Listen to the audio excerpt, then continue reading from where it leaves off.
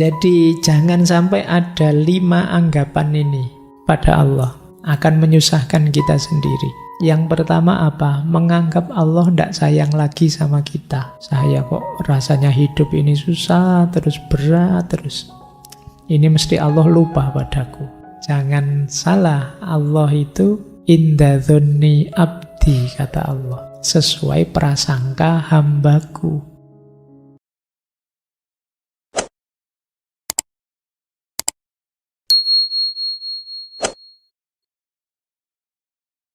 Assalamualaikum warahmatullahi wabarakatuh.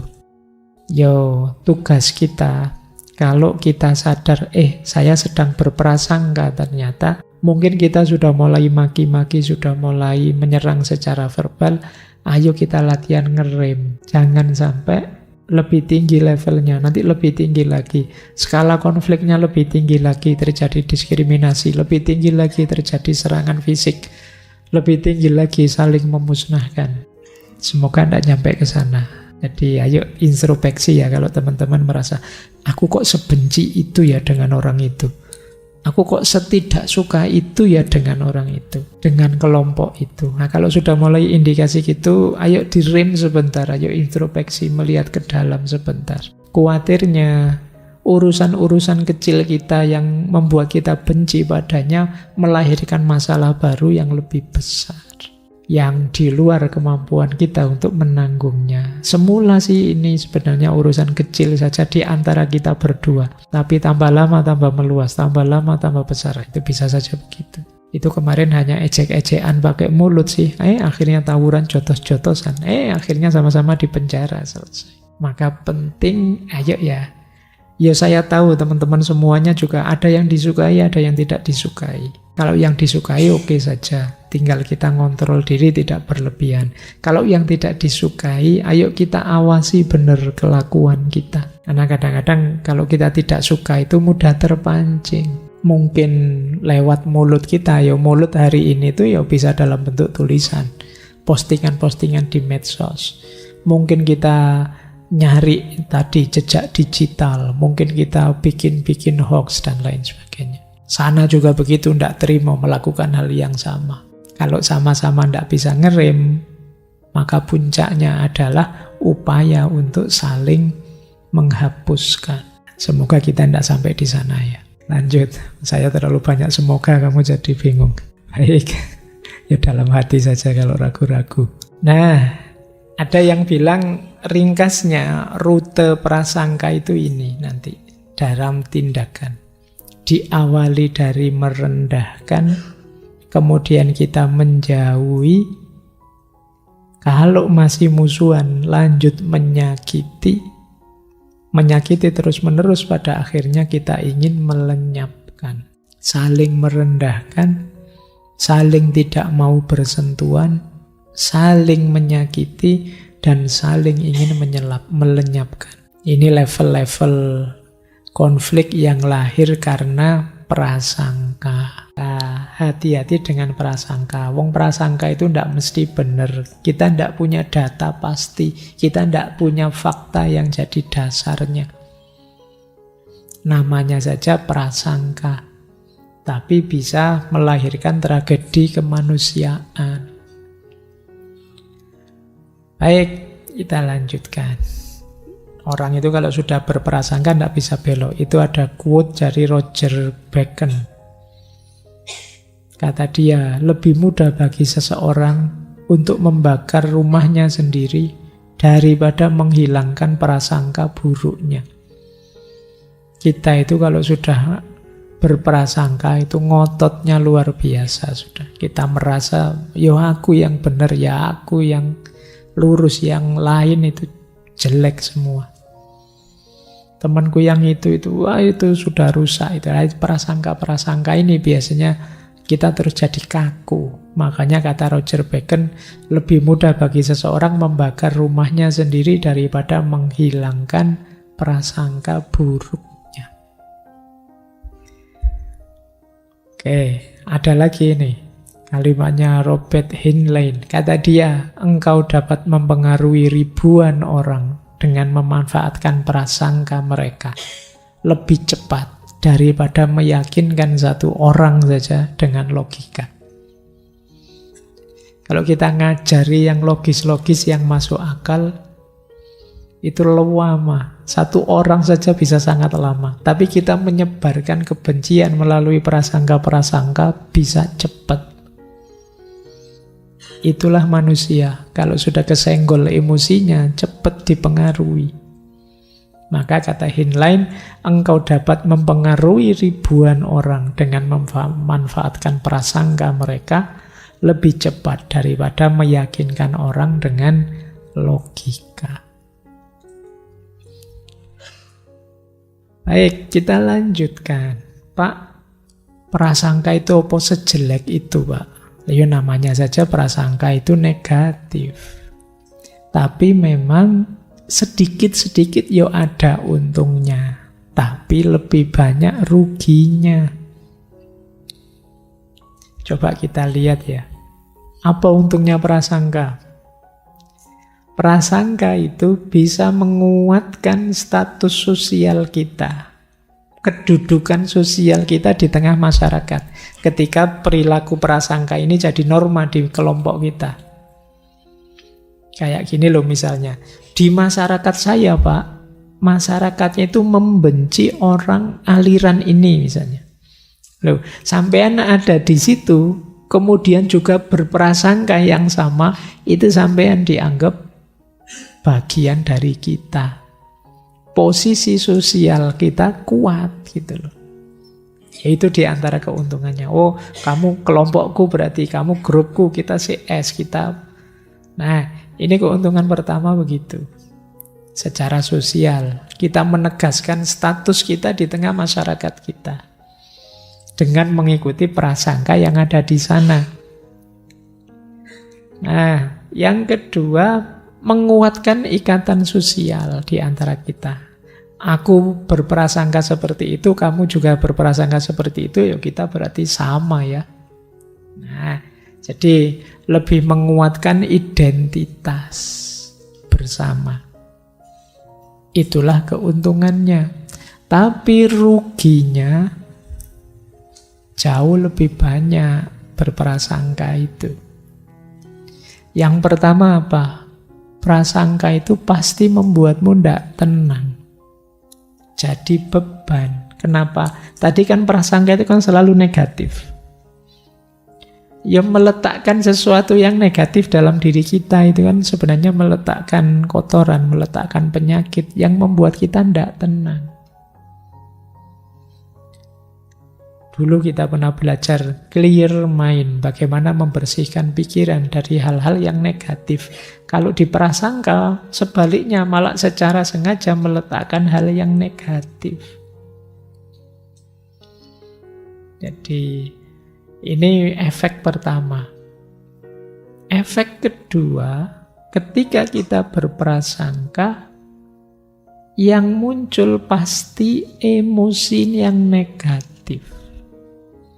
Kita kecewa, kita takut, kita khawatir, kita itu kan emosinya itu kan apa? Karena kita merasa sedang di depan orang yang kita anggap negatif.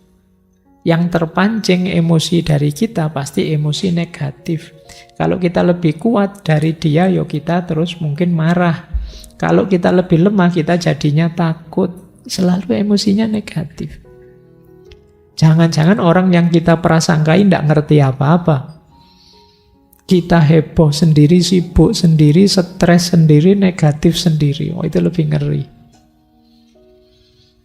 Teman kita yang kita prasangkai tenang saja, tapi kita pontang-panting menata hati, stres jadi beban. Nanti teman kita tanya, kamu itu ngapain? Kok heboh karo PDW? Ya karena itu tadi, kita meletakkan beban di hati kita, kita memicu lahirnya emosi yang negatif. Yang ketiga, memicu munculnya trust issue. Trust issue itu membuat kita tidak mudah percaya, selalu curiga. Kecurigaan tentu saja merusak kebersamaan. Hidup bersama kok dasarnya tidak saling percaya tapi saling curiga, lelah. Tiap hari dicurigai atau tiap hari mencurigai itu kan lelah. Kamu sejak pagi tidak ketemu ngapain aja? Wah, itu kan lelah. Terus kamu harus nyari-nyari alasan, cerita ini, cerita itu. Sama-sama tidak tenang.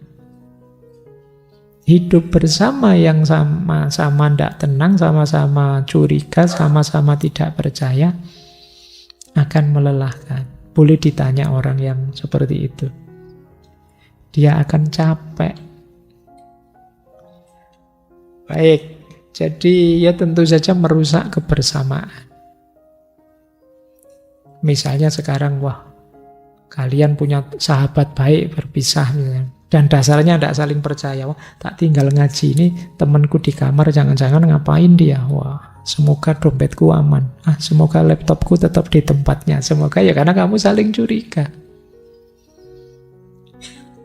Maka itu efek ruginya ketika kita berprasangka. Ada lagi, ya kalau yang keempat ini tentu saja memicu mudah lahir konflik. Kalau sudah konflik itu biasanya sulit sekali kita memegangi keadilan. Konflik itu logikanya menang kalah sudah.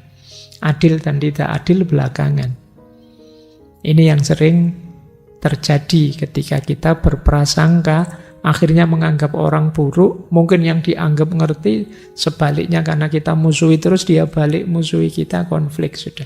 Kalau sudah konflik, ya siapa menang, siapa kalah, cuma itu logikanya. Keadilan mungkin tidak terlalu diutamakan ketika konflik lahir.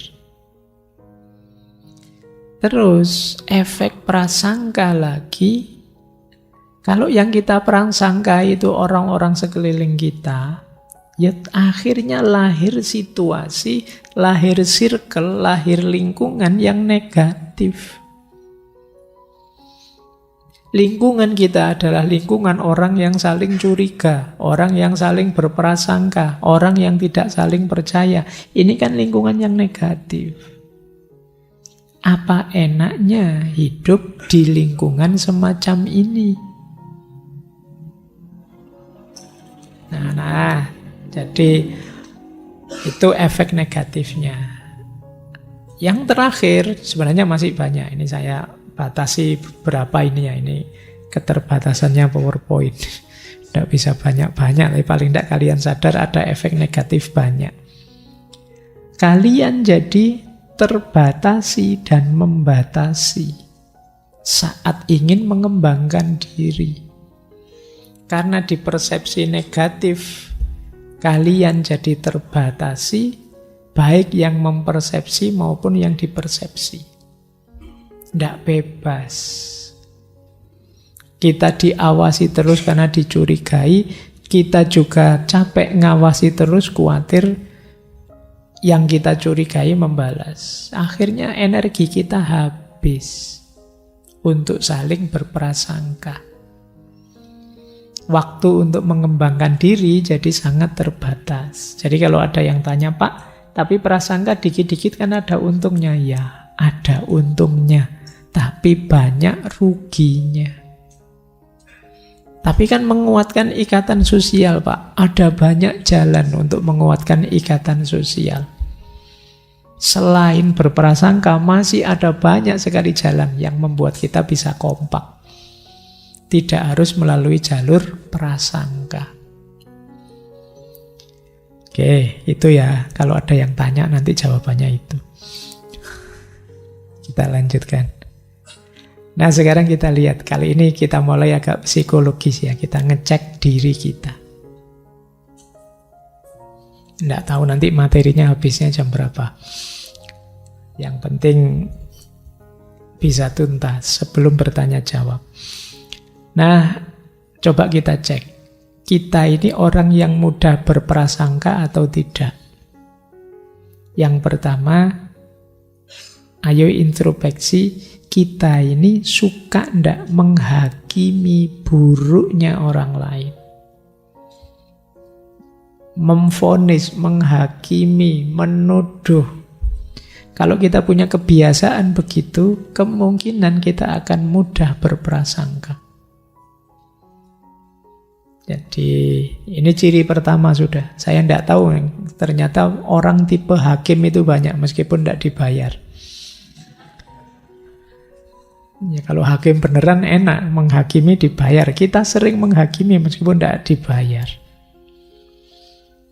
Jadi apa-apa kita vonis, sesat kamu, itu kita sering begitu, rusak kamu, jadi menghakimi dari sisi keburukannya ya.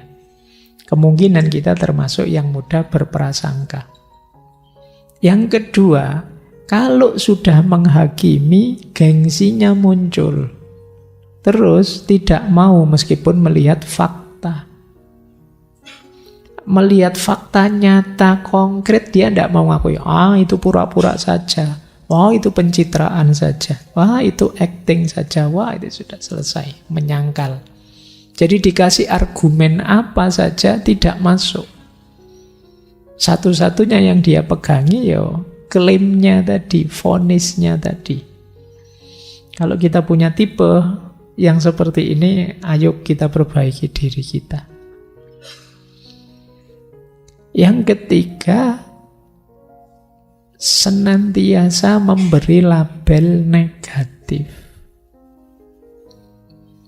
Jadi label negatif itu selalu dilihat sisi buruknya saja. Ada banyak yang baik di ruangan ini, tapi yang dicari yang buruk. Nah, itu kemungkinan kita tipe orang yang mudah berprasangka. Dari ngaji yang 2 jam ini misalnya, mungkin 50% lebih hal-hal baik, hanya beberapa yang buruk, tapi yang diperhatikan yang buruk itu saja. Misalnya, tidak semuanya Pak dapat minum Pak, cuma separuh. Yang diceritakan ini kemana-mana. Saya tadi malam ngaji, jauh-jauh ngaji, tidak kebagian minum. Enak yang duduk di luar bisa nambah bolak-balik misalnya. Yang dilihat itunya dong. Padahal ada banyak hal baik yang lain, kamu fokus ke situnya. Nah, kemungkinan kamu tipe orang yang mudah berprasangka. Yang keempat, tipe yang mudah khawatir. Jangan-jangan dia mencurangi saya ini. Jangan-jangan dosen ini cuma ingin membuat saya susah saja. Tiap hari tugas terus. Ini kamu curiga, mulai berprasangka. Jadi orang baik pun kamu curigai. Itu kemungkinan kamu tipe orang yang mudah berprasangka. Bahkan orang bantu kamu pun kamu curigai. Kamu sudah minta tolong, dibantu, tapi paling bantunya juga tidak ikhlas-ikhlas amat, paling dia. Ayo wis. Pikiranmu pokoknya negatif terus. Saya membayangkan betapa lelahnya dirimu kalau kamu tipe yang seperti ini. Mungkin tidurmu saja tidak nyenyak, pikiranmu berat sekali, melihat apa-apa serba negatif. Jangan-jangan kamu tidur saja khawatir. Saya mau tidur sih, tapi nanti kalau teman saya tiba-tiba ganggu atau teman-teman, tidak jadi tidur. Baik, ini introspeksi ya. Semoga teman-teman tidak ada di 4 ini, biar tidak mudah berprasangka. Kita lanjutkan. Sekarang kita latihan coba. Jalannya apa sih untuk mengurangi prasangka yang buruk? Ini latihan ya untuk kita. Ada banyak jalan. Yang pertama tentu saja pendidikan. Jadi pendidikan penting. Kayak tadi kok ada orang sudah lihat faktanya kok masih nggak mau nerima. Ini sudah sangat masuk akal loh, tapi dia masih kukuh dengan prasangkanya. Mungkin jangan-jangan level pendidikannya. Maka pendidikan penting. Yang kedua, self-esteem. Kebanggaan diri, harga diri. penting untuk membuat orang tidak mudah berprasangka. Orang berprasangka itu kan sebenarnya diam-diam dia juga kurang mantap, kurang yakin dengan dirinya. Dia mencari validasi, mencari penegasan benar dan baiknya dirinya dengan cara menegaskan buruknya yang lain. Kalau kita mantap dengan diri kita, kokoh dengan kebaikan, kehormatan kita, kita sebenarnya tidak terlalu perlu untuk nuduh sini, nuduh sana. Saya yakin saya benar kok. Ya sudah. Ya monggo saja yang lain seperti apa. Saya yakin saya baik. Insya Allah saya ada di jalan yang benar misalnya. Yang lain seperti apa? Mungkin ada orang baik di sekeliling saya, ada orang buruk juga, monggo saja. Kita tidak terlalu heboh, tidak terlalu sibuk nembak kiri, nembak kanan untuk mencari salahnya orang lain. Karena kadang-kadang orang yang sibuk sekali ingin mengungkap bahwa orang lain itu salah, biasanya dia belum terlalu yakin juga dengan kebenarannya sendiri. Itulah kenapa cara dia menegaskan bahwa saya benar, itu loh orang lain salah. Berarti yang benar yang kayak saya ini. Yang ketiga, mengurangi prasangka buruk bisa dilakukan antara lain melalui agama. Kalau ini sudah pasti, norma-norma nilai-nilai moral agama akan memudahkan kita untuk tidak banyak berprasangka. Kita diminta tulus, kita diminta jujur, kita diminta tidak sombong, kita diminta tidak zalim. Ini kan dalam rangka bisa menghalangi prasangka-prasangka. Kalau moral, spiritual, agama masih sulit, ya hukum lah. Main, merugikan orang lain, menyakiti hati orang lain, menzolimi orang lain. Nah, kalau di situ hukum bisa main. Meskipun mungkin masih belum ada undang-undang tentang ghibah misalnya. KUHP nomor sekian-sekian, orang yang ngerasani tetangganya misalnya tidak ada. Jadi tapi hukum bisa. Kalau memang terlalu parah efeknya, misalnya prasangkamu keterlaluan, merusak nama baiknya orang, menghancurkan kehormatannya orang, nah hukum bisa turun. Maka kesadaran tentang hukum bisa mengurangi prasangka-prasangka. Mungkin juga bisa lewat jalur sosial. Lewat jalur sosial itu kebersamaan di tengah masyarakat. Kalau kita dekat, kita akrab, saling empatik, ya tidak muncul prasangka-prasangka buruk di tengah-tengah kita. Kita punya tujuan bersama, kita ingin nyaman bersama-sama, kita ingin saling mendukung di tengah masyarakat kita. Inilah tujuan bersama namanya. Bisa meminimalisir lahirnya prasangka-prasangka. Dan tidak kalah pentingnya yang terakhir, mari kita putus siklus prasangka. Tuduhan-tuduhan tidak berdasar, anggapan-anggapan negatif. Mari kita putus, jangan diwariskan lagi, jangan diwariskan lagi. Siklusnya kita tutup, kita memulai kehidupan baru yang lebih positif, bersih dari prasangka-prasangka buruk. Diingat-ingat prasangka tadi definisinya anggapan negatif yang tanpa dasar. Nah, yang seperti ini yang harus kita hentikan. Baik, kita lanjutkan lagi. Nah, kalau kita sendiri ternyata orang yang berprasangka itu, apa yang harus kita lakukan? Pak, saya ternyata kemarin berprasangka, Pak. Apa yang harus saya lakukan? Yang pertama, cari sebabnya, akarnya dari mana. Saya itu kok tiap kali lihat orang kayak gitu, saya anggap ini orang jahat. Itu akarnya di mana sih, kapan? Ini dalam rangka kita mencari obatnya. Kemudian, kok itu berhubungan dengan orang sekeliling kita? Untuk menghindari prasangka, justru ayo lebih dekat dengan dia. Ayo berinteraksi dengan lebih terbuka. Biar terbukti bahwa prasangka kita keliru.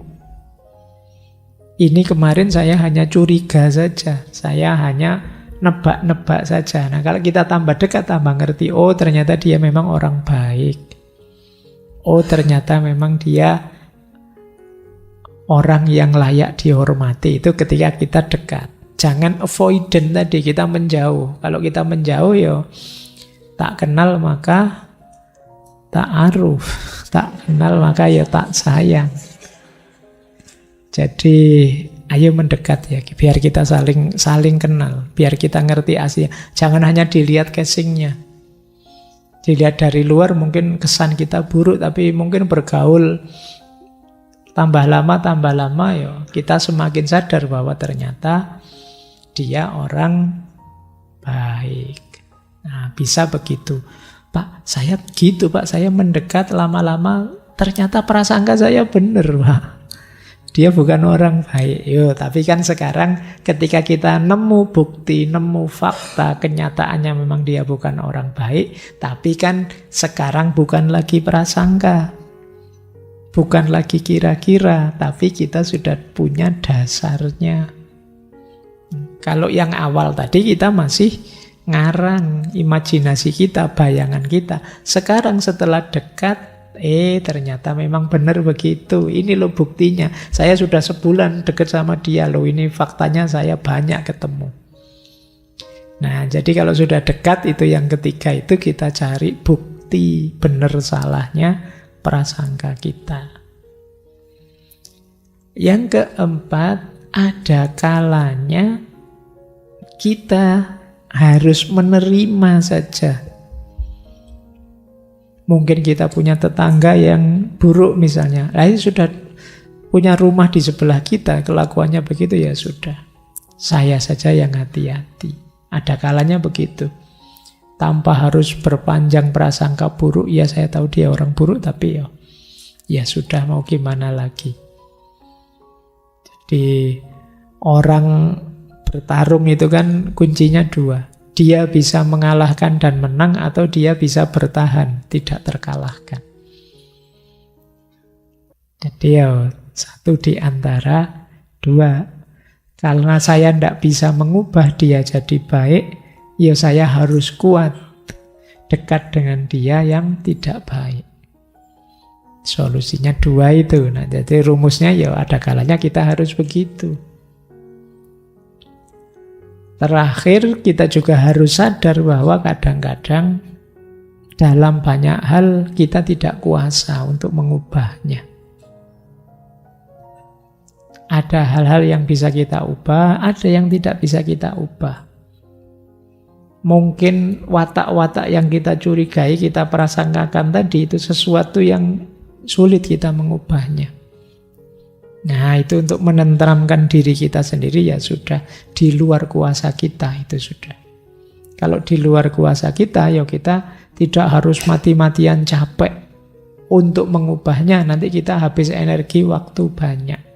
Kita kuatkan saja diri kita, kemampuan bertahan, survive, berhadapan dengan orang yang semacam itu. Baik, ini caranya ya, kalau tiba-tiba muncul prasangka buruk dalam diri kita.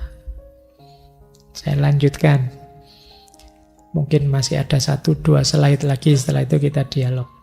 Jangan lupa, di antara banyak prasangka buruk keluar, ada juga yang bahaya, yaitu kita prasangka buruk pada diri kita sendiri. Ini bisa jadi sumber kegagalan kita. Kan banyak orang yang mempersepsi sangat negatif dirinya. Jadi prasangka buruk pada dirinya itu, saya kasih contoh 5 hal. Semoga malam hari ini tidak ada yang punya prasangka buruk pada dirinya seperti ini. Yang pertama, merasa dirinya bukan orang yang berguna. Saya itu tidak ada gunanya Pak hidup di muka bumi ini. Apa manfaat saya? Menyusahkan saja. Menyusahkan orang tua, menyusahkan teman, menyusahkan dosen. Saya itu serba menyusahkan. Saya tidak ada gunanya, Pak. Nah, ini namanya prasangka buruk. Kamu underestimate pada dirimu sendiri. Jadi, ini akan merusakmu. Perasaan bahwa kamu tidak berguna, tidak berharga sama sekali, itu akan merusakmu, akan jadi sumber kegagalanmu. Wong manusia itu sering saya bilang bukan paket jadi, tapi paket potensi. Loh, kamu ingin berguna seperti apa? Kamu ingin berkontribusi apa? Kamu ingin melakukan apa? Kamu masih bisa. Selama masih diberi Allah waktu, kamu masih bisa ingin apa saja. Ingin berguna untuk apa? Pada siapa? Dengan cara apa? Bisa kamu atur.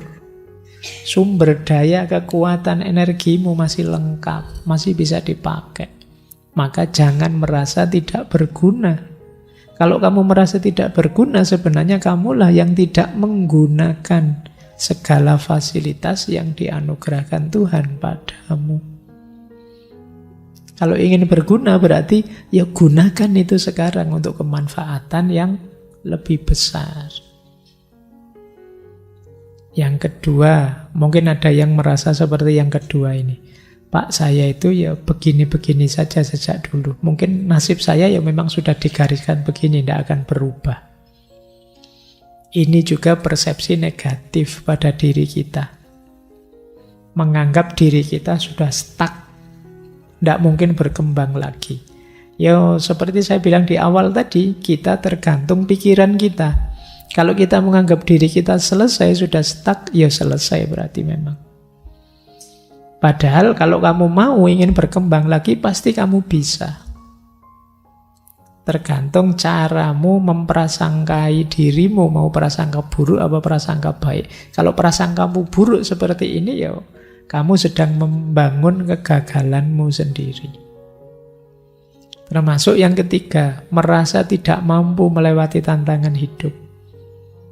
Tidak kuat saya, Pak. Tidak mungkin saya bisa, Pak. Tidak mungkin, ya sudah selesai. Kamu sendiri yang mempersepsi dirimu sebagai tidak kuat, tidak mampu, tidak mungkin. Padahal harusnya bisa saja kok kalau kamu mau berjuang. Ya kalau kamu menyerah ya lain cerita. Tapi kalau kamu siap berjuang, apa yang tidak bisa kamu taklukkan, tidak bisa kamu lewati. Inilah yang disebut prasangka buruk pada diri sendiri. Atau mungkin ada yang seperti ini. Pak, saya merasa masa depan saya gelap, Pak. Tidak mungkin saya sukses di depan ini. Saya itu sudah tidak terlalu pinter, tidak kaya juga, kuliah aku malah filsafat. Terus kamu jadi apa? Saya besok ya Pak. Ya sudah. Wong yang membangun masa depan itu kan kalian sendiri. Lah kalau kalian yang ngelukro, kamunya merasa tidak mungkin, lah pastinya terus jadinya kan tidak berjuang. Ya mesti saja kalau tidak berjuang ya gelap. Jadi tidak tergantung siapa-siapa dan tidak tergantung apa-apa, ya tergantung kalian sendiri. Apakah terang, apakah gelap kan kita yang mewujudkannya. Ya kalau pengen terang, wujudkanlah. Cuma itu rumusnya gitu loh. Jangan menyiksa dirimu dengan prasangka-prasangka buruk. Yang terakhir juga begitu. Wah, ada yang tidak bisa diperbaiki nih Pak. Saya itu sudah watak saya begini, mau gimana lagi? Kan ada orang begitu. Ciri saya begini, mau gimana lagi? Ya lagi-lagi saya ingatkan, manusia itu mau baik bisa, mau buruk bisa, mau berjuang dia bisa, menyerah juga bisa. Tergantung kamu milih apa untuk masa depanmu. Jadi kuncinya di kalian. Allah memberi anugerah luar biasa pada makhluk yang namanya manusia, itu adalah fasilitas untuk memilih. Jadi Allah memberikan semuanya. Fa'alhamaha fujuraha wa taqwaha. Kamu mau milih baik, oke, buruk, oke. Allah memberi fujur dan takwa, kemampuan diilhamkan dalam diri kita. Ya besok kalau kita salah pilih, ya ada balasannya.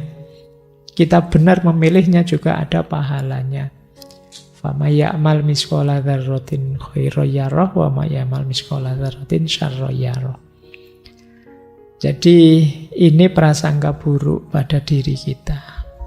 Yang terakhir, ini sebenarnya saya ingin bahas panjang tentang husnudzon pada Allah dan suudzon pada Allah, tapi next time ya. Tadi mungkin di sesi prasangka yang agak religius, sufistik. Tapi sengaja saya angkat ini saja dulu karena menurut saya penting berhubungan dengan suudzon pada diri kita sendiri. Kadang-kadang orang terus suudzon pada Allah, prasangka buruk pada Allah. Anggap saja ini trailernya, nanti aslinya kita bahas lebih panjang kapan-kapan. Jadi jangan sampai ada 5 anggapan ini pada Allah, akan menyusahkan kita sendiri. Yang pertama apa? Menganggap Allah tidak sayang lagi sama kita. Saya kok rasanya hidup ini susah, terus berat, terus. Ini mesti Allah lupa padaku. Sudah. Jangan salah, Allah itu inda dzonni abdi, kata Allah. Sesuai prasangka hambaku. Ya, kalau kita nganggapnya Allah lupa, ya sudah. Ketika kita nganggap Allah mengabaikan kita, kan kita terus suka-suka kita. Nah, hidup kita akan tambah kacau. Yang kedua, menganggap Allah mesti tidak memberi apa-apa padaku. Allah mesti tidak akan memenuhi kebutuhan-kebutuhanku. Buktinya apa? Saya minta nilai A saja tidak dikasih-kasih. Saya minta ini tidak dikasih-kasih. Saya minta itu tidak dikasih-kasih. Ini namanya prasangka buruk pada Allah.